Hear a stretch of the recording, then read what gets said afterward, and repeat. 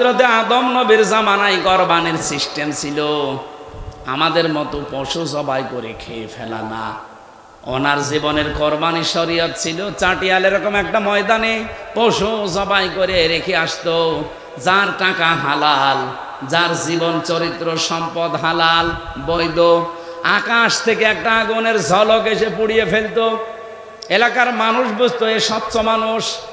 আর যার টাকা 2 নাম্বার চরিত্র ভালো না, তারটা ওইভাবে পড়ে থাকতো, মানুষ বুঝতো এ 2 নাম্বার, এর সাথে আত্মীয়তাও করা যাবে না। যারা মাঝখানে আমারে ফতোয়া জিজ্ঞাসা করেন যে হুজুর বেনামাজের সাথে কোরবানি করা যায় যাচ্ছে কিনা, এটা যেমন মনে করেন যে না আমার কোরবানি হবে না। কোরবানি কি ফরজ না ওয়াজিব? আরো বলেন বলেন, আরো জোরে বলেন। কোরবানি একটা ওয়াজিব বিষয়, এটা বেনামাজির সাথে আপনি দিতে রাজি না। অথচ বিবাহ কোন সময় ফরজ, কোন সময় ওয়াজিব, কোন সময় সুন্নাত, কোন সময় মুবাহ, কোন সময় হারাম। ফরজটা ধরেন, আপনি বিবাহ করা ফরজ। ওয়ানকিহুল আয়ামা মিনকুম ওয়াস-সালিহিনা মিন ইবাদিকুম ওয়া ইমাইকুম, এই আয়াত অনুযায়ী এই ফরজ কাজটা যখন আপনি করতে যান, আত্মীয়তা ছেলে মেয়ে বিবাহ দেওয়ার সময়, তখন আর খোঁজও করেন না, দেখেনও না যে আমার এই বিয়া নেই, এই পুত্রবধূ, এই জামাই নামাজি কিনা। আপনার কোরবানির চাইতে এটা আরো গুরুত্বপূর্ণ বিধান না? কারণ আগে ইসলামের নিয়ম ফরজ, এরপরে ওয়াজিব, এরপরে সুন্নাত, এরপরে নফল, এরপরে মুস্তাহাব, এরপরে মুবাহ, এরপরে হারাম। নিয়মটা তো একটার পর একটা আলাদা করা। ও যখন ওয়াজিবের ক্ষেত্রে আমল করতে যাচ্ছে যে বেনামাজি আমি ওর সাথে কোরবানি দেব না, তাহলে বেনামাজি ওর সাথে আমি আত্মীয়তা করব না, এটা নিয়ম হওয়া দরকার ছিল না? কারণ ওয়াজিবের আগে তো ফরজ। এই কথা বলেন না কেন ভাই?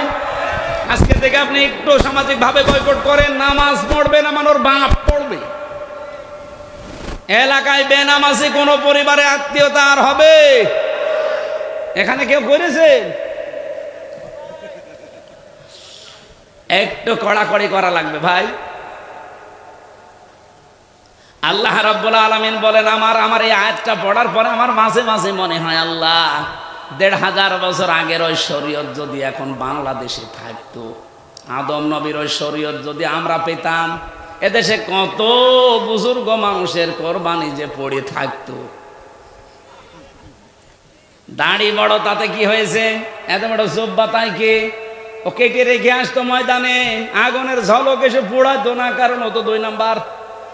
এক কথা বলছে না কেন?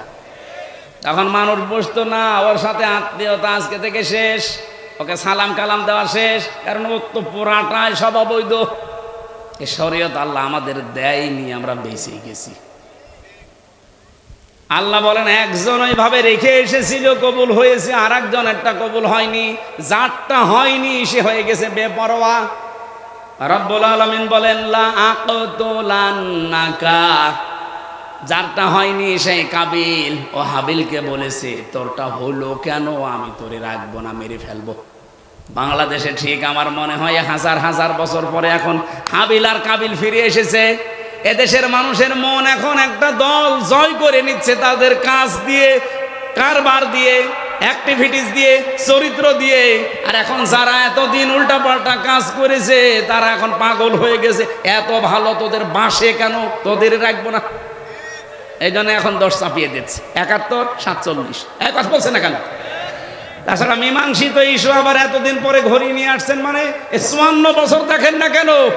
54 বছরে এদের জীবনে যদি চুরি পান, ডাকাতি পান, জেনা পান, মদ খান, তাহলে ওদের ছেড়ে দিন।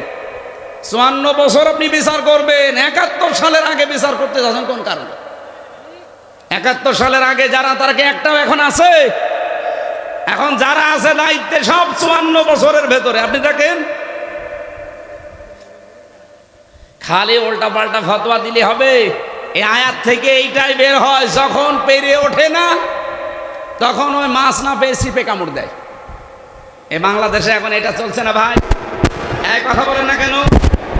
আমি আমার নিজে ভিকটিম, আমি নিজে বলছি। আপনি কোন দোষ করেছিলাম ওই সময় আপনি বলেন? আমি আপনার মেয়ের দিকে তাকিয়েছিলাম, আর আপনার মেয়ে যা, ও মেয়ের দিকে তাকানো যায়? ও জামাই বাদ দিয়ে দিয়েছে, ও আর ওই মেয়ের দিকে আমি তাকাতে পারি, ওর মানে তাকানোর মতো মেয়ে। আপনি 3টা বছর কোন কারণে আটক করলেন?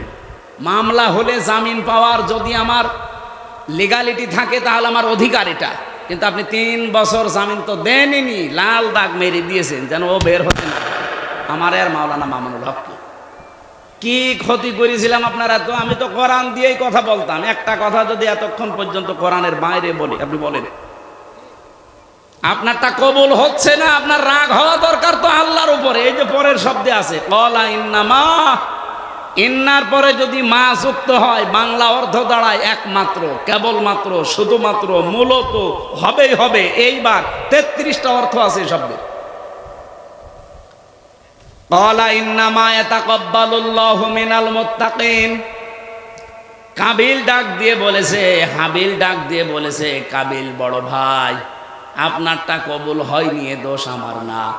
আপনার চরিত্র ভালো না, আপনার মাল পবিত্র না, আপনি চাঁদাবাজি করে কোরবানি দিচ্ছেন।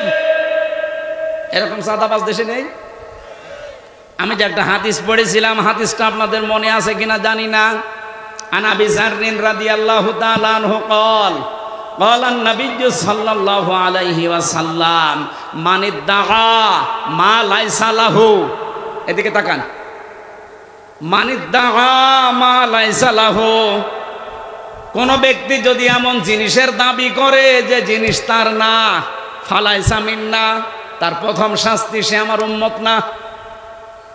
বলেন বাংলাদেশে আগস্টের 5 তারিখের পরে এই 9 মাসে বহু মানুষের চরিত্র এমন ছিল যে জিনিস যার না জোর করে নিজের দায়িত্বে নিয়ে নিয়েছে। এরকম চাঁদাবাজ দেশে নেই না। চাঁদা থাকে আপনি ওই মাল যার তাকে ফেরত দিয়ে দেবেন, নয়তো আপনি নবীর উম্মত আর নেই। বলেন তো নবীর উম্মত যদি কেউ না থাকে, ও মরে গেলে জানাজা জায়েজ আছে, কবরে দেওয়া জায়েজ আছে। বিসমিল্লাহি ওয়া আলা মিল্লাতি রাসূলিল্লাহ আমি বলবো কেন? আমি মিথ্যা কথা বলবো না? আপনি তো আল্লাহর নামেও নেই, রসুলের দলেও নেই, আমি মিথ্যা কথা বলতে যাব কোন কারণে? 3টা বছর মাওলানা মামুনুল হকের সাথে আমি এক ঘরে ছিলাম। প্রতিদিন আমার এক কথা বলতো, ভাই হামজা ভাই, যদি জীবনে বাইরে যেতে পারি, জীবনে কোনো দিন বেঈমানের জানাজায় যাব না। বেঈমান পান কোথায় আপনি?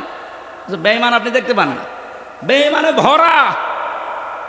এই হাদিসটা উনি ওই দিন আমাকে শুনিয়েছিল, মুসলিম শরীফের 61 নাম্বার হাদিস, মানিদ্দাআ মা লাইসা লাহু ফালাইসা মিন্না।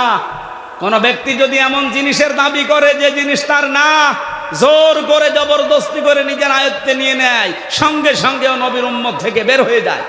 বাংলাদেশে বহু মানুষ এখন নবীর উম্মত নেই, অলরেডি বের হয়ে ইহুদি খ্রিস্টান মুশরিক হয়ে গেছে। সাতক্ষীরায় হয়তো একটু কম আছে, বাবা শাহজালাল সব হালাল করে নিচ্ছে। হ্যাঁ, হাদিসের টেকায় আর একটা কথা আছে, আমি মনে হয় বিরক্ত করে ফেলছি, বলবো এই হাদিসটা বলবো। বিশ্বনবী জানিয়েছেন, কোন জিনিস যদি তোমারই থাকে কিন্তু সেটা তুমি হারিয়ে ফেলেছো, হাত ছাড়া হয়ে গেছে, ওইটা যদি আবার তুমি ফেরত পাও, তাহলে তুমি এই হাদিসের যে শাস্তি, সে শাস্তির আওতা মুক্ত থাকবে। আপনি বুঝেছেন? আপনি বুঝলেই হবে, আর কারোর দরকার নেই। না, আমার আর দরকার নেই, এ ভাই বুঝলে আমার যথেষ্ট। আপনি বুঝেছেন কিনা বলেন? টিকা বললাম, এটা হাদিসের টিকায় লেখা আছে, আমি একটা কথাও বানিয়ে বলছি না ভাই, সব আমার পড়া কথা। এখন যদি ভুল হয় তাহলে নবীর কথা ভুল, আমার কিচ্ছু করার নেই। যেই জিনিস আপনারই ছিল কিন্তু হাত ছাড়া হয়ে গিয়েছিল, আপনি হারিয়ে ফেলেছিলেন, বেদখল হয়ে গিয়েছিল, এখন আপনি আবার ফেরত পেয়েছেন, তাহলে হাদিসের শাস্তি কি? যে আপনি নবীর উম্মত থাকবেন না, এটা আপনার জন্য না। এ বাংলাদেশে যদি কোনো জিনিস আপনি হারিয়ে ফেলেন এই 15 বছরে, যেটা হারিয়েছেন জোর জবরদস্তি করে অন্য দখল করে রেখেছিল এতদিন, আপনি এখন ফেরত পেয়েছেন, আপনি এই শাস্তির আওতা মুক্ত। এরকম কিছু নেই? এই নেই মানে আমি এখন জরিপ চালাবো, দেখেন এখানে কত মানুষ ধরা পড়ে। আমার জিনিস আমি হাত ছাড়া করে ফেলেছিলাম, হারিয়ে ফেলেছিলাম, দখল হয়ে গিয়েছিল অন্য জায়গায়, এখন আমি ওইটা আবার ফেরত পেয়েছি, আমার কোনো দোষ নেই।